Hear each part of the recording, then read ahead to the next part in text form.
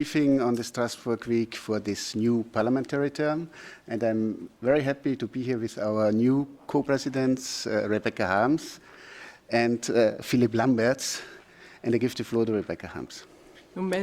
First of all, maybe some words on my colleague Philippe Lamberts. Yes, he's from Belgium.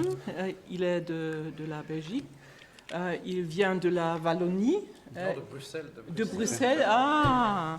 Alors, c'est encore extra. Hein. Il est l'Européen entre voilà. les Belges. Et il est vraiment expert sur l'économie. Et sans lui, comme sans Sven Giegold, on aurait été perdu hein, pendant les discussions de la législation passée. Maintenant, je vais continuer en allemand. Also jetzt weiter nicht über meinen Kollegen Lamberts, sondern zu dem, womit sich das Europäische Parlament in dieser Woche in erster Linie beschäftigt. Ich bin jetzt nicht die Überbringerin der Botschaft. Also der Herr Schulz, Martin Schulz, ist wiedergewählt worden als Präsident des Europäischen Parlaments. Also ich würde sagen, noch mehr als vor 2,5 Jahren steht er vor großen Herausforderungen. Nach der Wahl des Europäischen Parlaments im Mai ist für alle diejenigen, die Europa bewahren, weiterentwickeln und verändern wollen, die Sache nicht leichter geworden, weil diese Wahl eben auch in erheblichem Maß gezeigt hat, unterschiedlich von Mitgliedstaat zu Mitgliedstaat, dass das Vertrauen der Bürgerinnen und Bürger in die europäische Institutionen und ihre Funktionstüchtigkeit, vorsichtig gesagt, erschüttert ist. Also der große Erfolg der Populisten, der Rechtspopulisten, der Antieuropäer, aber auch der wirklich rechten und rechtsextremen Gruppen in der Europäischen Union muss bewertet werden. Und wir alle, auch Martin Schulz, müssen uns die Frage stellen, was wir verändern müssen in der Europäischen Union, damit Vertrauen wirklich zurückgewonnen werden kann. Die Art, wie die Personalentscheidungen für die Spitzenpositionen in den letzten Wochen vorbereitet worden ist, die Rückkehr sofort nach der Europawahl zur Methode der Hinterzimmerdeals ist bestimmt nicht der allerbeste Weg, damit weiterzukommen. Nichtsdestotrotz finden wir in unserer Fraktion richtig, bei aller Kritik an der Großen Koalition und der Idee, man könnte den Parlamentspräsidenten in Berlin wählen, nichtsdestotrotz finden wir richtig, dass nach viel Hin und Her der Herr Juncker als Kommissionspräsident nominiert worden ist. Wir werden ihn als grüne Fraktion in der nächsten Woche in einem Hearing sehen und danach entscheiden, wie Herr Juncker von Seiten der Grünen unterstützt wird. Auch uns ist klar, dass die Verschiebung der institutionellen Macht, dass das was Entscheidendes sein kann. Wie groß der Schritt der Veränderung zwischen den Institutionen wirklich ist, den wir im Moment gehen, das werden wir, glaube ich, erst in der Zeit der aktiven Politik, also im Wiederbeginn, in der Wiederaufnahme der Gesetzgebung merken. Von mir, bevor Philipp weitermacht und bevor Sie Ihre Fragen stellen, noch 2, 3 Sätze zur Ukraine. Wir haben, für die es interessieren, morgen eine Anhörung hier im Europäischen Parlament mit 3 Vertretern der Zivilgesellschaft der Ukraine. Wir als Grüne betrachten weiterhin ausdrücklich als unser Gegenüber in der Ukraine die Vertreter der demokratischen Euromaidan-Bewegung und sind froh, dass wir da jetzt schon anknüpfen können an eine Veranstaltung, die wir vor der Wahl gemacht haben. Zum Teil sind das dieselben Leute, die wir auch schon vor der Wahl hier eingeladen hatten. Und uns wird es ganz stark darum gehen, herauszufinden, wie die Diskussion in der Ukraine selber um den Osten und um die Strategien der Beendigung dieser militärischen Eskalationen geführt wird. Ich glaube nicht, dass man in der Ostukraine mit militärischen Mitteln die Sache wird lösen können. Allerdings bin ich auch ausgesprochen ratlos, was man machen soll mit Russland, da der Europäische Rat sich ja weiterhin weigert, eine einheitliche Linie zu verfolgen. Ich war in der Woche vor dem Gipfel ehrlich gesagt schockiert, dass Österreich einen Vertrag mit Gazprom unterzeichnet hat, unmittelbar bevor alle wussten, dass eine Entscheidung über die Sanktionen ansteht.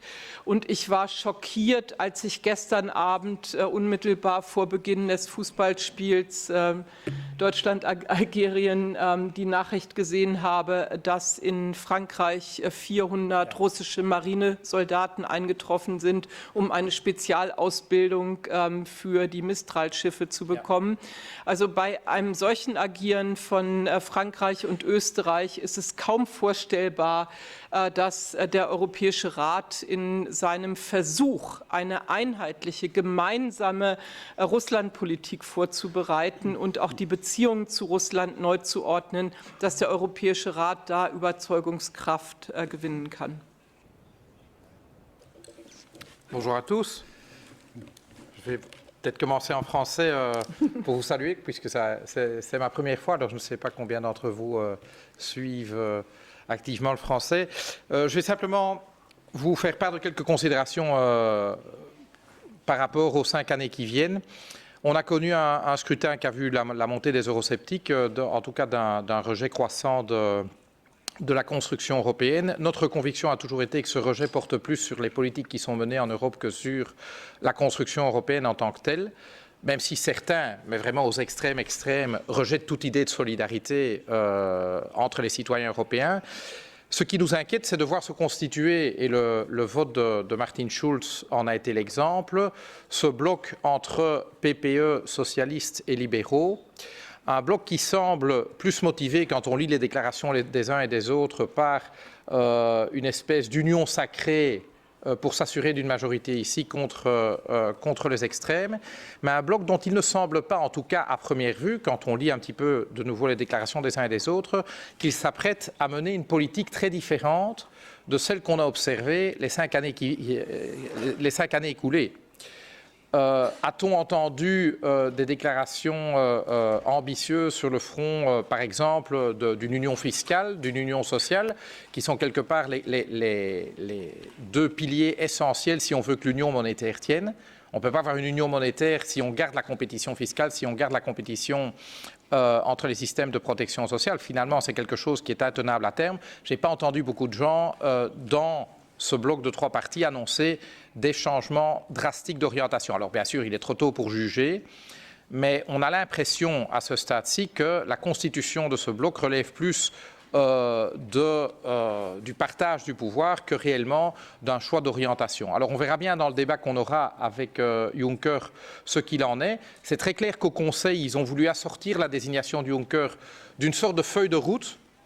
Et si vous l'avez lu, donc les conclusions du Conseil, vous voyez que cette feuille de route indique grosso modo qu'on continue dans la même direction qu'avant. On rajoute le mot sécurité un peu partout pour donner l'impression aux citoyens qui ont voté aux extrêmes qu'on se préoccupe de leur insécurité, mais fondamentalement, ce sont les mêmes politiques qui sont menées. Quand on a rencontré Juncker pour la première fois, il nous a bien dit, ça n'est pas parce que le Conseil doit me désigner, mais ce n'est pas parce que le Conseil me donnerait une feuille de route que je suis tenu par cette feuille de route. La feuille de route sera celle que la Commission fera. Eh bien, c'est de ça qu'on va discuter avec lui. Et donc, notre volonté est de faire une audition de Juncker qui soit une vraie audition. Autrement dit, nous n'avons pas prédécidé de notre attitude par rapport à l'élection, la confirmation de Jean-Claude Juncker comme président de la Commission. En effet, Rebecca l'a dit, il y a des considérations institutionnelles, il y a des considérations liées à la personne, il y a des considérations liées au programme.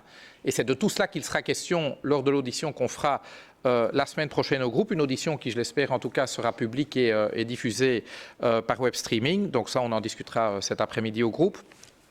Mais en tout cas, c'est bien notre intention. Notre principal souci est donc qu'on ne mette pas à mal le mode de fonctionnement de ce Parlement, parce que si demain le bloc des 3 partis, PPE, socialistes et libéraux, devient un bloc hermétique, nous avons alors dans ce cas-là fait un pas vers un mode de travail parlementaire qui est celui de tous les parlements nationaux. Ce qu'on a constaté jusqu'ici, c'est que ce Parlement était le lieu de constitution de majorité d'idées projet par projet.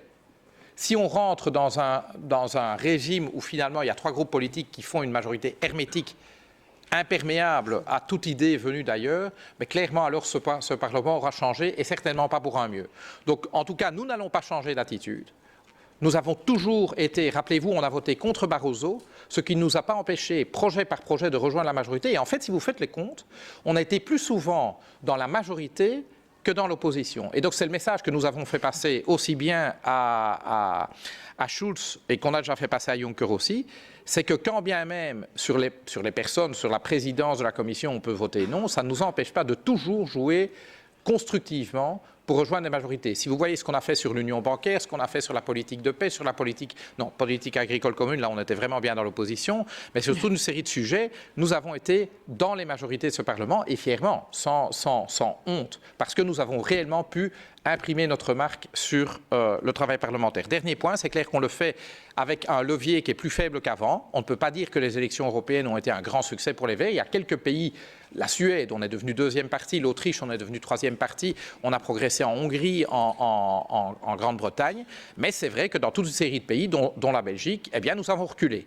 Et donc, il ne faut pas non plus la jouer fanfaronne. Les Verts ont un gros travail à faire si nous voulons convaincre une plus grande partie de nos concitoyens que nous sommes réellement une alternative crédible aux politiques menées par les gouvernements en place et par les majorités en place à l'Union européenne depuis des années. Merci Philippe. So the floor is open for your questions. Yes, please. Bonjour, Jurek Kuczkiewicz du Soir, Le Soir à Bruxelles.